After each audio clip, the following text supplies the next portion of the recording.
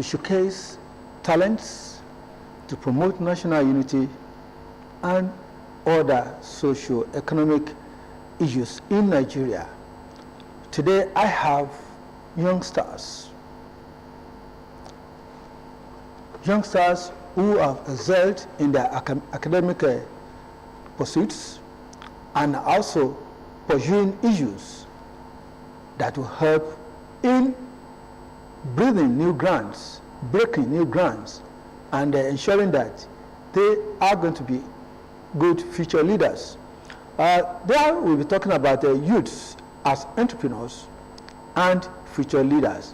And I have here with me ENTUSIAST SOLEYE. You're welcome. Thank you, sir. Thank you. ENTUSIAST SOLEYE is a public health enthusiast, a digital marketing strategist, and an author. He recently graduated from Olabisi Onabanjo as the best graduating student in the physiology department. You're welcome. Thank you, sir. Pleasure having you. I'm very grateful. I'm very glad to be on this platform. We're going to have a nice time here. I also have here with me Daniel OYENIYI. Daniel OYENIYI is a volunteer researcher, solution journalist, and also a public relations enthusiast. He graduated from the Mass Communication Department of Crescent University, Abeokuta, as the overall best student of the Crescent University in 2024. Congratulations once again, Daniel. Thank you, sir. Thanks, sir. It's a pleasure having you. Thanks for having me, sir. Well, they'll be telling their stories, and I'd like to start with ENTUSIAST SOLEYE. You said, you are an author of Adventures of a Nigerian Student. Yes, sir. So can you tell us a little bit story about the adventure? All right, so I'm very glad to be on this platform to share my story and to inspire youth. So my name is ENTUSIAST SOLEYE, and I wrote the book, The Adventures of a Nigerian Student. And as we all know, we've tagged, there's this notion that is going viral, that Nigeria is a third world country and that it's not so easy to thrive in this nation. But then I decided to change the status quo and inspire a lot of young people out there. And that's what led me to writing the book, The Adventures of a Nigerian Student. I graduated as the best in my department, and it's not so common seeing someone having so many responsibilities on campus, being the president of a fellowship, leading so many structures, so many systems on campus, and still leading his department. And so I had to just write a book to inspire people. And I also believe that every man's product is an extension of himself. And so one way to replicate your results is to create a product, that inspires other people to take action. So that's what led to me writing the book. Thank you. Yeah, it's a pleasure knowing that you are an author, and I will be going further, digging into other areas of your excelling spirit. Daniel. Yes, sir. As the best graduating student, overall graduating student, yes, of Crescent University, yes, how has it been? It's actually not been easy, but of things to good. It has to do with hard work and smart work. Because in my school, I've been an HOC of my department right from grade level, and I've handled several positions in the school government, and then I was also the president. At the same time, trying to maintain my academic life and social life in the school is actually something that is really not easy. But at the end of the day, I was able to do it. Though there are a lot of things that I actually done, even despite being in the school.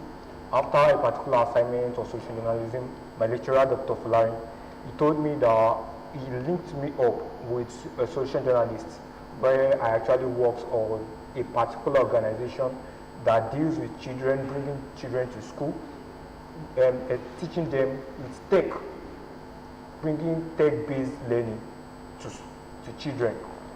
So through that, I wrote a story, a social journalism story on it, where I got a grant of 30,000 naira then. Then I also worked with, as a volunteer researcher with Rodin University, Psedem, Apan, where I worked, or we worked on the research for the presidential election year 2023. We started in 2022, then we ended after the election year 2023. So during this time, I was able to learn a lot and then be able to build myself in different way, academically, and then after that, I was able to inspire other students. Apart from that, I've actually been on scholarship, a school of scholarship, right from my primary school. When I was in primary school, I won the Sheikh Bajibala scholarship, which I have actually maintained till I graduated as the overall delegate. For over a decade. For over a decade.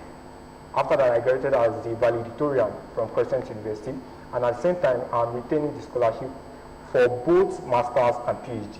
Oh, that's brilliant. So, apart from that, it's not that I've worked in an organization where I emerged as the best worker of the year. A company, I don't need to mention the name of the company, but through that, I discovered that I was building myself. Apart from that, the younger ones looking at me, I was inspiring them with my life.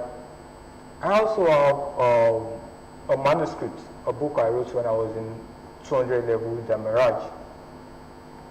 The Mirage actually deals with the life of actually a young man who grows up to build himself, even through the difficulty. He walks through the difficulty of life.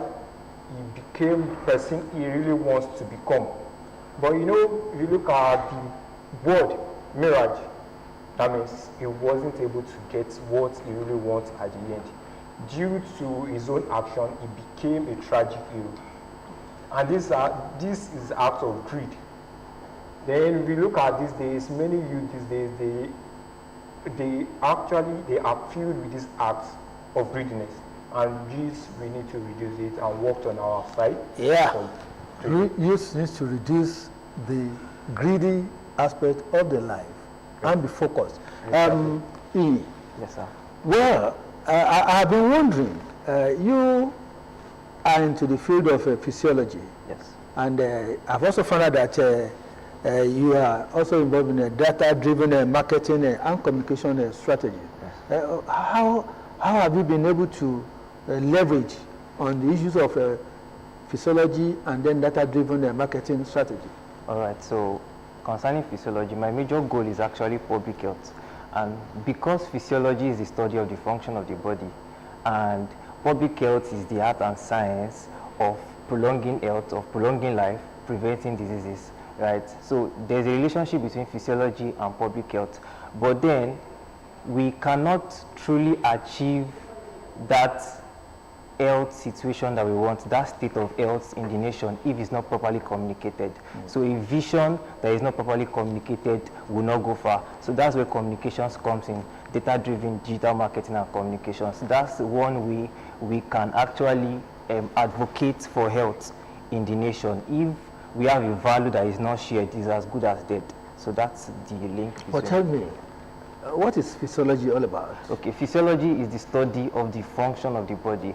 Basically, there are a lot of systems in our body, and a lot of systems perform different functions. We have the cardiovascular system, respiratory system, and a whole lot. And the essence of physiology is to ensure that the body system environment is maintained. That's what we call homeostasis in physiology, the maintenance of a constant internal environment, right? So we have the temperatures to be at optimum level, blood pressures to be at optimum level, we have to have the pulse rate at optimum level. So that's what a physiologist seeks to do. He is there to actually maintain an internal environment that is constant, and when it is a little bit deviated from this, is called pathology. So physiology is just to ensure that the body functions well normally.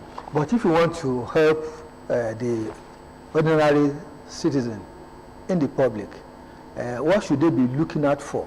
How can they maintain a healthy organs in their system? Okay, so one primary way to ensure that we maintain good health is to reduce stress. So what stress does is that it triggers the body system to release hormones, right? And these hormones are like the fight and flight response hormones. These hormones are good hormones, but then what they do is, when we are faced with emergency situations, these hormones are released to ensure that we are well prepared to combat those situations. But then when we are constantly faced with stress consistently, these hormones are consistently triggered, and then they can increase the blood pressure, they can increase the heart rate, they can increase the blood glucose level, and so this can lead to increase in blood pressure, it can lead to hypertension. So one primary way to ensure that you stay healthy is to reduce stress. Another way is to sleep well, take good diet, and have a consistent exercise. So basically that's it. Yeah, I think the people out there are listening to us, they are watching, and I believe that they will be able to take off stress. But I don't think it's that easy, the way you said it, because life is full of challenges. Well, whichever way, we are going to cope. Daniel, Yes, sir. I found out that you are a volunteer researcher. Yes, sir. So what does it mean to be a volunteer researcher, and how have you helped in the field of mass communication and journalism? Okay. It goes like this. Let me start with actually the definition of research.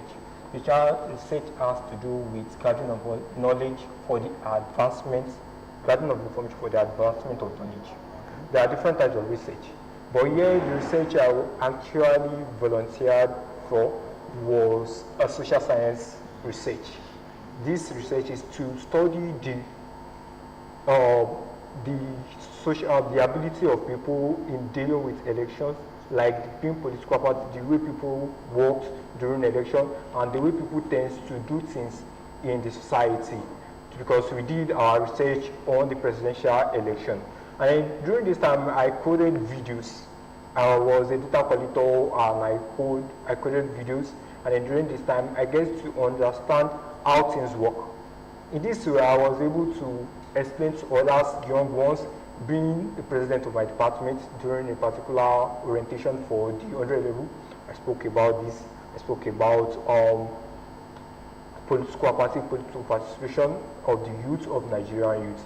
And then I would like to talk about PR as a part of actually bringing the people together, letting the youth believe they can do what they can do.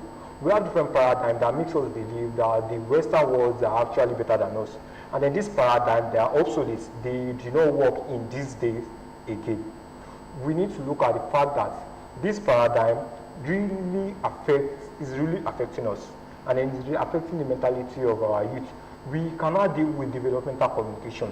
Now, leveraging developmental communication in public relations, I believe we really help everyone, both the students, the youths, the young adults, the adults, the children, everyone coming. Because when you leverage developmental communication, it means you are making use of different strategies, different public relations strategies to send information to all facets of the economy. In this place, there will be an emerging factor, there will be something that will change in these sectors, and then at the end of the day, it's going to lead to development of our nation. When our nation is being developed, for us to actually calculate development of our nation, we need to look at the GDP, the life expectancy, we need to look at the educational standard, we need to look at the youth employment, we need to look at the adult life expectancy, we need to look at the health sector, we need to look at all sectors, the improvements in all these sectors through developmental communication. Then it's going to help everyone on the same level, and at the same time it's going to help majority of the youth. Because through this developmental communication, when these sectors, these facets actually deals and work well in the way they are meant to work, the youth will be able to bring in what they know how to do, their innovation. This developmental communication will also help them to do what?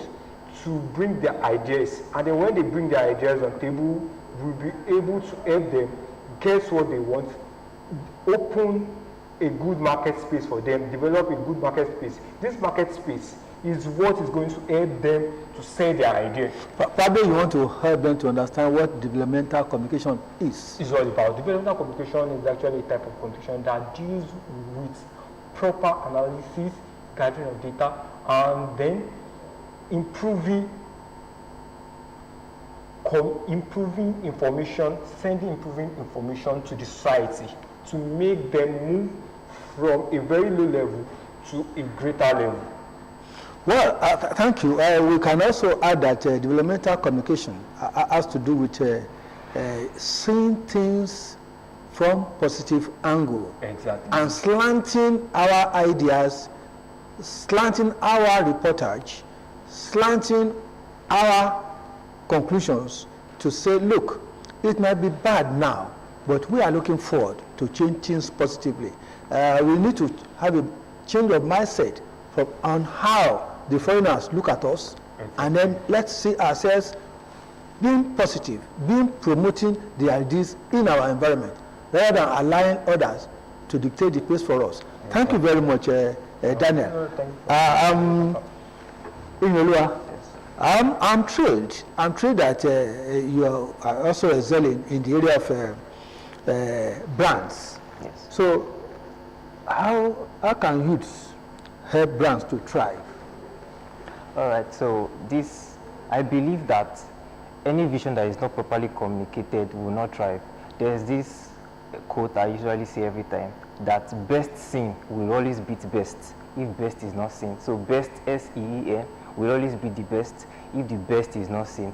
And so youth can help brands thrive if they come out with their value, properly articulated, targeted to the right audience. And so we encourage youth to always show up, not to just hide behind their skeletons, not to hide behind just staying at the back, but it's just allowing them to show up with their value, because that's one way they can actually influence brands. They can, even beyond influencing brands, influencing people. It's about showing up. It's about showing up. Well, thank you so much. Probably, I want to ask you, have you been able to combine your faith work with academics and then some social activities? All right, so one secret that I live my life by is understanding times and seasons. I believe that time can be defined in two ways, in kairos and in chronos. So kairos is opportune time, chronos is like everyday moments. And so kairos, the idea of kairos is that we will not always have the time that we have right now. So for me, my 4 years in school was my kairos. I will not always have that 4 years studying that particular course. And so I know that whatever I will be doing within that 4 years, I will not have any other time to do it again. So I have learned to differentiate the activities in kairos from the activities in chronos. So I give proper priority to activities that require time now, that require kairos now, than the activities that I will still have time to do. See, there's this thing I tell students, there are certain things that you do on campus that you always have time to do after school. But then there are certain things that you need to do on campus that you never have time again for it. My moment of graduating with a first class was maximizing my 4 years. I will never have that time again unless I'm to go study another course. So the understanding of kairos and chronos will help you. Another thing that I try to tell students is I try to explain to them that there's an illusion of balance among students. And the illusion of balance is that you can all balance everything at the same time. But that's wrong. That's not totally right. Because you cannot all balance everything as a student. You have to understand the concept of strength. You have to understand your level of effectiveness. You have to have systems and structures in place. As a student, you cannot do every other thing at the same time if you've not put out structures to ensure that those other areas of your life function without your involvement.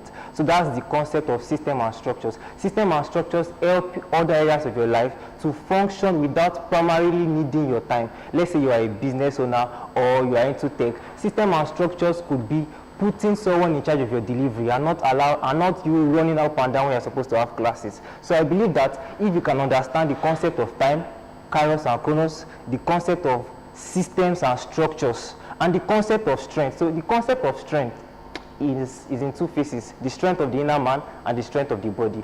The strength of your inner man will ensure that you can conceive great vision, but the strength of your body will ensure that you can execute it. So if you don't have strength in your inner man to conceive big vision, you will not be able to achieve it, because many students, I find out that many students don't achieve greatness in their academics because they've not conceived greatness in their academics. So it's the strength in your inner man that is able to... How can someone conceive greatness in his academics? One of the ways you can conceive greatness in your academics is to surround yourself with pictures of possibilities. So I call them pictures of possibilities because these are people that are already living in your reality. These are people whose reality is your desire. So you surround yourself with pictures of possibilities, and so you are seeing pictures that remind you of where you are going to. So that's one of the ways you can conceive visions of greatness. That's great. Great explanation there. Thank you, Iyi. Well, Daniel. Yes, sir. I want us to look at, you said over a decade, Yes, you've been running on scholarship, Yes, sir. and that has taken a lot of pressure from your parents. How do they feel? Well, my parents are actually grateful. They are happy. They are proud of me for being able to go on a scholarship and maintain my academic excellence right from time, and then being on the same pace, increasing the pace, not reducing. It could be reduced from the fact that I graduated as the best graduating student from my school, that I still keep up with the pace. I've started this right from the time.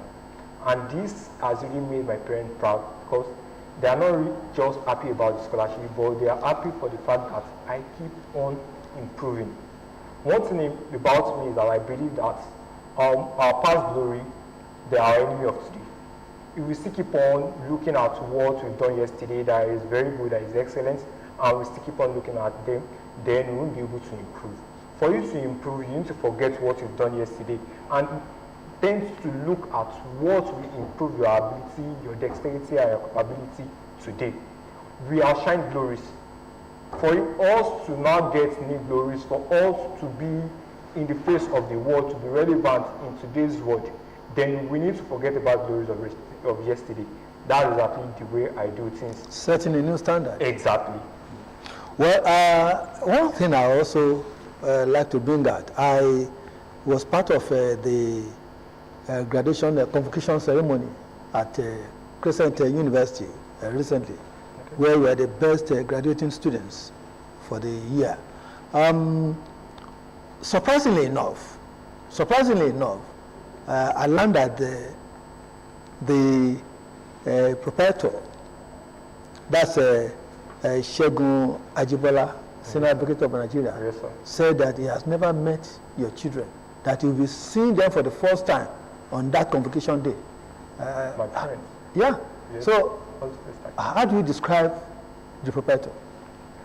He's a very great man. He's a very good man. And he keeps up his promise. I'm really glad that I was able to meet someone like him. That's really amazing. The fact that he doesn't even know me, I've not even seen him. Even me myself, first time I saw him was when I was in 300 level. So that was really great.